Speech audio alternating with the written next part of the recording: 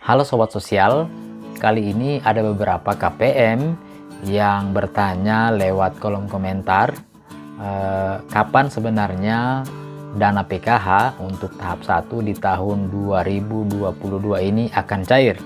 Nah, di sini kami akan memberikan informasi terkait jadwal pencairan PKH di tahap yang pertama ini, kira-kira kapan pencairannya, dan ada beberapa kriteria atau golongan KPM PKH yang layak atau yang memenuhi syarat untuk bisa menerima bantuan PKH di tahap yang pertama ini. Nah, simak terus informasi ini sampai tuntas sehingga Sobat Sosial tidak mengalami gagal paham.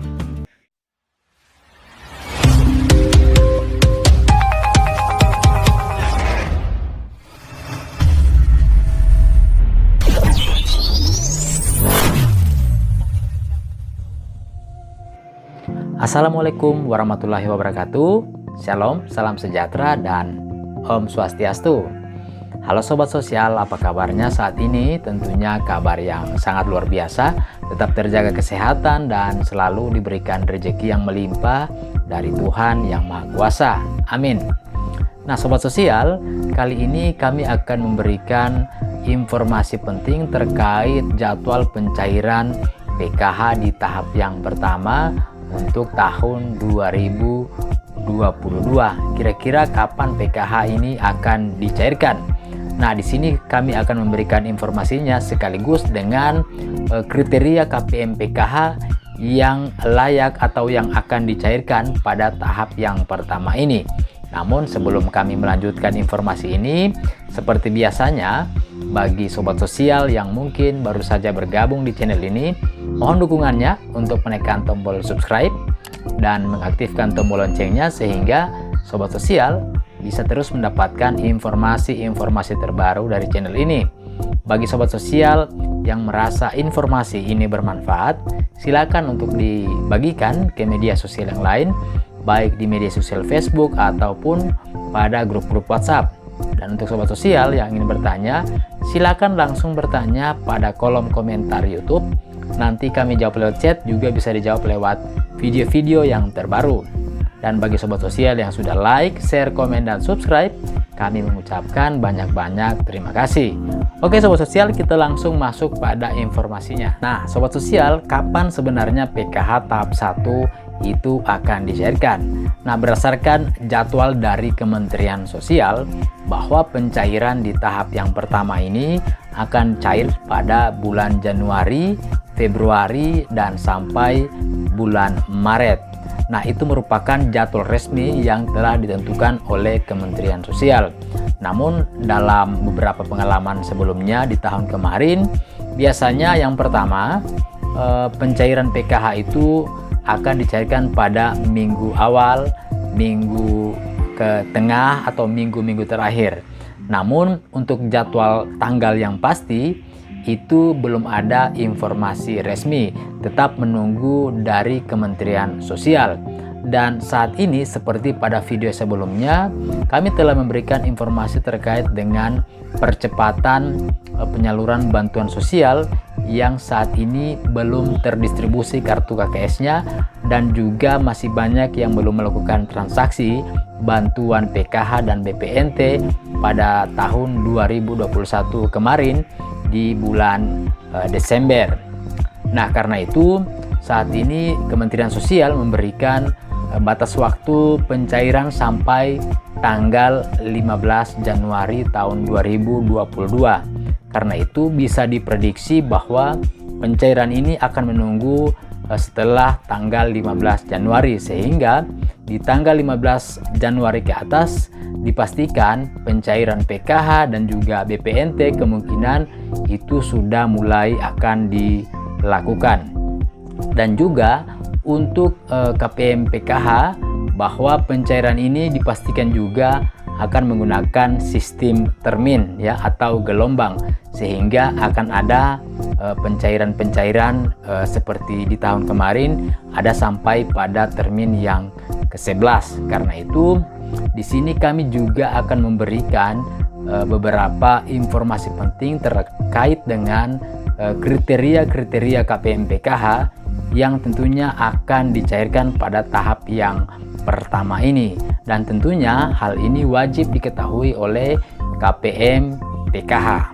Jadi sekali lagi, untuk pencairan PKH ini dipastikan atau diprediksi itu akan dilakukan setelah tanggal 15 Januari tahun 2022 yang merupakan batas waktu pencairan dana PKH dan dana BPNT yang kartu KKS-nya belum terdistribusi dan juga yang belum melakukan transaksi.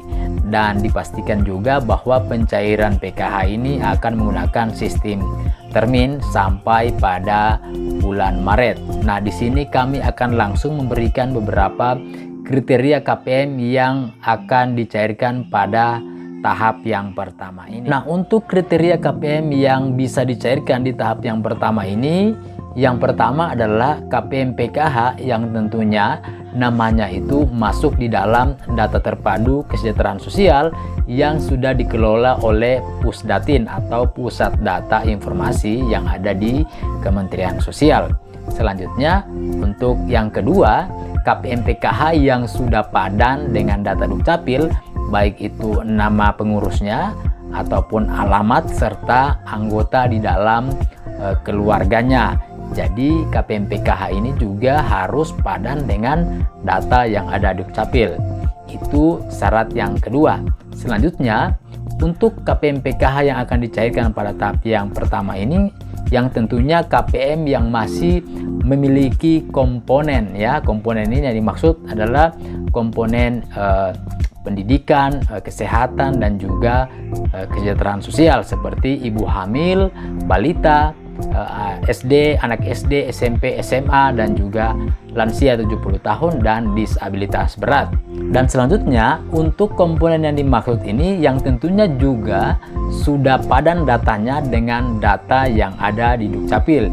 Jadi jika tidak padan dengan Dukcapil untuk komponennya, tentunya juga tidak akan bisa dicairkan dana bantuannya. Artinya belum pasti untuk disalurkan dana bantuan PKH-nya. Dan selanjutnya, untuk kriteria yang keempat yaitu KPM yang saat ini sudah tercatat sebagai KPM atau keluarga penerima manfaat PKH yang telah berkomitmen pada data pendampingnya masing-masing. Jadi komitmen peserta PKH itu seperti misalnya rajin mengikuti posyandu, mengikuti pertemuan kelompok, dan sebagainya. Dan selanjutnya, untuk kriteria yang kelima merupakan adalah KPM yang namanya sudah masuk di dalam SK penetapan pencairan yang sudah ditandatangani oleh Dirjen Jaminan Sosial Keluarga. Karena memang setiap termin itu harus masuk di dalam SK penetapan yang sudah ditandatangani. Dan yang keenam adalah KPM PKH yang memiliki rekening aktif sehingga tidak gagal on spam. Jadi artinya di sini bahwa data yang telah dikirim ke dari pusat ke Bank Himbara itu harus sama atau padan, ya. Artinya baik nama ataupun nomor rekening dan alamatnya, data yang ada di pusat dan juga data yang ada pada Bank Himbara dan data yang ada pada peserta PKH-nya itu harus benar-benar sama atau padan. Selanjutnya, untuk yang ketujuh bahwa KPM PKH yang namanya itu sudah masuk di dalam data SP2D atau data bayar.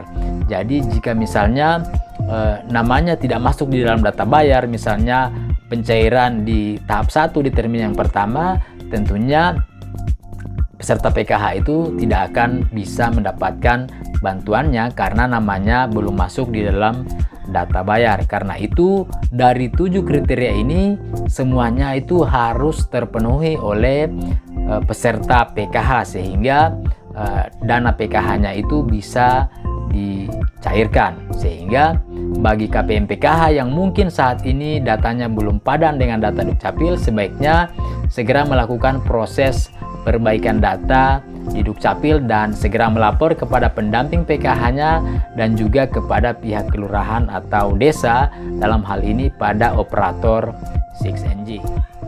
Nah, Sobat Sosial, itulah informasi terkait dengan kapan kira-kira pencairan PKH di tahap yang pertama.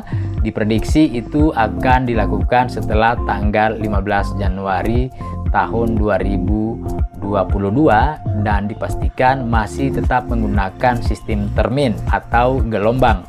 Dan ada 7 kriteria bagi KPM PKH yang berhak atau layak untuk mendapatkan bantuan PKH-nya di tahap yang pertama ini. Nah, Sobat Sosial, semoga informasi ini bisa bermanfaat dan bisa memberikan edukasi buat kita semua. Terima kasih, salam sosial dan salam PKH.